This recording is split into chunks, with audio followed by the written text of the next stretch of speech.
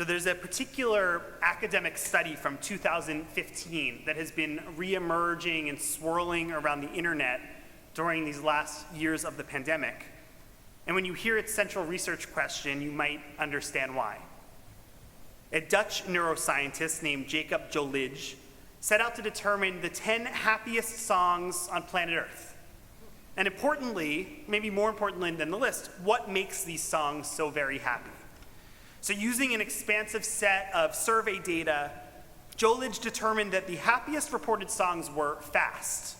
They averaged 140 to 150 beats per minute, which is 20 beats per minute faster than the average pop song.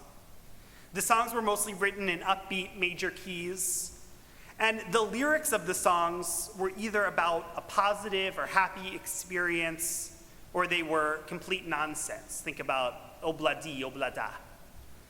And following this criteria, a list was formed. Songs like Walking on Sunshine, I Will Survive, Uptown Girl, and the number one song was Queen's Don't Stop Me Now. I think I remember most of the list. I can give it to you in the Sukkot after synagogue. Jolich's research into music and happiness wasn't only compelling because of its implication for our next Betham party playlist. It was about his theories about how music cultivates joy.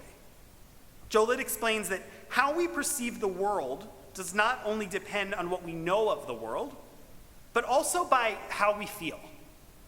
In other words, if you change your attitude, you change the world. And this means something that we know very well in Judaism, that joy is a powerful, powerful force. The rabbis of the Talmud knew all about this power of joy. The sages ruled that when a wedding party and a funeral procession approached the same intersection simultaneously, the funeral should yield to the wedding. Now, it's unlikely that traffic incidents like this were regularly happening in their world, but the sages wanted to communicate a truth that they felt in their souls. Joy always conquers anguish. It simply can't be stopped. And the rabbis also understood the shadow side of unbridled joy that shuts us out from the rest of the world. It's told that when the Talmudic sage Mar noticed that the guests at his son's wedding were becoming too joyful and too rowdy, he took a valuable cup worth 400 zuzim and flung it to the floor, shattering it all before them. And suddenly a sense of sadness washed over the entire wedding party. Of course, this is the origin, or an origin, of the custom of breaking a glass at a Jewish wedding ceremony. That in a moment of ultimate Jewish joy, we also take a moment to recalibrate ourselves. In these happiest moments, we don't let joy be so overpowering that it blocks out our sense of the world and our place in it. We welcome the fragility and the uncertainty of the world in this joyful moment too. It's as if the fear of this moment that we might become untethered from reality. Swept up in pure joy, our feet might simply leave the earth and we might float away. Joy is a powerful force. And Jewish joy knows how to live within the shattered shards. So if joy is a powerful force, then Sukkot is an incredibly powerful holiday. Because Sukkot is the festival of joy. In our liturgy, we call Sukkot Zman Simchatenu, the time of our joy. And we greet each other during these days with the expression Moadim L'Simcha, or these times of our joy. It's the Jewish version of the Partridge Family ode, Hello World, hear the song that we're singing, come on, get happy. And get happy, it's the operative phrase. Because these greetings are a reminder that on Sukkot, it's an obligation to get happy, to let the joy in. The Torah commands that on Sukkot, you should hold a festival for the Lord, and God will bless all of your crops and your undertakings, and you shall have nothing but joy. Ach b'simcha. There's no question that Sukkot is a ripe and appropriate time on the calendar for simcha. After the fear and awe of the Yamim Noraim, of Rosh Hashanah and Yom Kippur, we step out into the world and welcome each other into our Sukkots for food and celebration. Israelite farmers would bask in the satisfaction at the end of a successful harvest. Finally, they could relax, knowing that God took favor on them and had provided for them.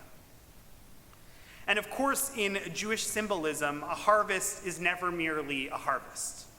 It also represents the seeds we've sown in our now months-long process of teshuvah. Since Tisha B'Av, we've spent reflective time digging deep into ourselves and looking for a path towards change, a path towards teshuvah. Reaching Sukkot, this Zman Simchatenu, the time of our joy, it's a sign that we've made the progress, that this process was not for naught, that teshuvah was successful. So it's a refreshing joy. It's a joy I know I need when so many signals around the world are saying that we shouldn't have this sense of calm, that we shouldn't have this sense of joy. And on the other hand, what does it mean to get happy in this year, in this week?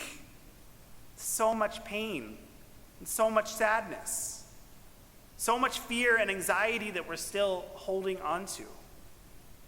If we dance too vigorously under the wedding chuppah after the ceremony, aren't we worried we might step on the broken glass that's been scattered all over the floor? For this reason, the joy of Sukkot has a unique character. It's a realistic and lasting character that touches me incredibly deeply. The joy commanded on Sukkot is not about ignoring sadness, ignoring the uncertainty of the world. And I think if it was so, then Sukkot would cease to exist, because it would be unrealistic to ignore the insecurity and uncertainty, because there's just so much. Even in biblical times, while many might have celebrated a successful harvest, others were probably still concerned that they didn't have the food they needed to survive. And when we think about all of this related to the process of teshuvah, we know that this process of self-transformation and actualization, it doesn't end on a date in the middle of September. It's an ongoing process that happens every day. I think the simcha of Sukkot, the joy of this festival, is a much more textured and much more rich joy. It's not just an unbridled joy that ignores suffering and difficulty. It's a happiness that gives us the courage to see the world as it is. It's like the happy pop music. It doesn't change the world around us, but it gives us a new perspective to tell the story of our lives through a lens of strength and resilience. The joy of Sukkot doesn't wall us off from the world. In fact, a sukkah, if it's too permanent, if it has four walls, doesn't let us see out into the world, it's simply not kosher. A sukkah can't be a fortress. Rather, it needs to be open to the world. It needs to gently shake when the wind gusts.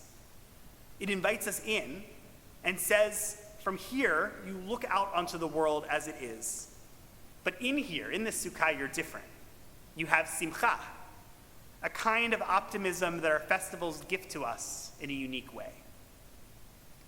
And this morning's Torah portion teaches us about this same joy, this holy optimism, in an additional way. After much time leading the Israelites through a disorienting and unrelenting desert, Moshe wants to know the ways of God. He wants to know that everything is going to be all right. Hareini na et kivodecha, asks Moses. Show me your glory. God responds, you can't see my face and live. In essence, God is saying you don't get to have all the answers. No person can have access to this unbridled joy, this total confidence, with no mystery. Rather, God explains, see, there's a place near me. Station yourself in the rock, and as my presence passes by, I will put in a cleft of the rock and shield you with my hand until I've passed by.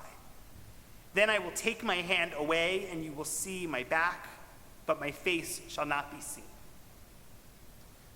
When I read these verses, and some of these are my most favorite verses of the entire Torah, I think about Moses resting in this cleft, this indent in the rock. Of course, today the image feels very clear to me. Moses is being welcomed into a sukkah. Moses sits in this space with basically 3 walls and an opening to look out at God's back. And from this place, Moses doesn't get all of the answers of all of God's ways. He doesn't get to see God's face directly. Yet, as Rabbi Michael Lerner explains, he gets to look in the same direction that God is looking at. He sees the world the same way that God sees it. He gets to look out into the world with joy and optimism. And he gets to recommit to being a partner with God in leading the Israelites. To me, that's Zman Simchateinu. That's something to celebrate. So in this festival, we experience joy from the Sukkah. We invite each other in for meals, to sing together, to learn together. We connect to the wisdom of the ancestors of our past. And of course, we experience great simcha, great joy. And at the same time, we don't ignore what's happening outside of the sukkah. We know that on a windy day, our sukkah might fall down. But from inside the sukkah, we gain strength to know that if it does, we can go outside and pick it back up. When we look out the front wall of our sukkah, we know that from this cleft in the rock, we're safe, that we have everything we need to look out into the world, to look into ourselves, and to continue to make the change that we seek. And in a constantly changing world, this is the joy, knowing that together we have all that we need to move on. Like the list of happy songs, we use the holiday not to ignore our full story, but to tell our story slightly differently, a story in which together we make it through. It's a story, or perhaps a prayer, that we should sing happily, probably in a major key, probably at 150 beats per minute. For these days are the days of joy. Let us rejoice. Mo'adim l'simcha. Shabbat shalom.